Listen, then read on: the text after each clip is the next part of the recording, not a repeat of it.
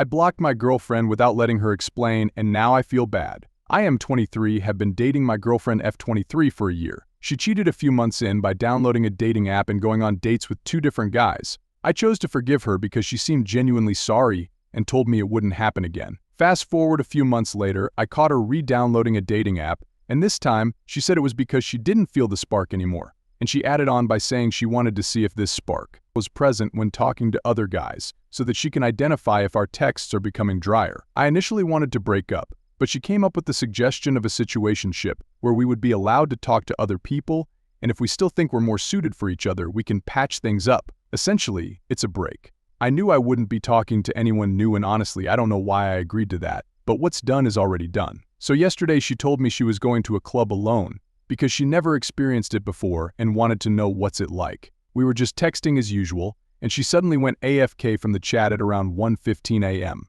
I sent a follow-up question at around 2:45 a.m., and she told me she was on the way home. I called her at 3 a.m. and she told me she was home, but before she hung up, I heard a guy's voice at the back. I immediately called her and she suddenly said she was close to home, and that he was driving her back, along with his friends, before hanging up. I tried calling her back again, but she didn't want to pick up until she updated me today morning. She said when I called her at 3 a.m., the guy just reached the main entrance of her condominium and she was about to leave his car. That's why I still heard his voice. Now I know what you're thinking. I agreed to this break, where we were allowed to meet new people, but I just felt sick to the stomach that she was potentially having sex with that dude and giving me a bunch of excuses. I sent her a text afterwards telling her that I don't think I can trust her words anymore, and that even though I agreed to this break, I just don't wish to continue living like this anymore.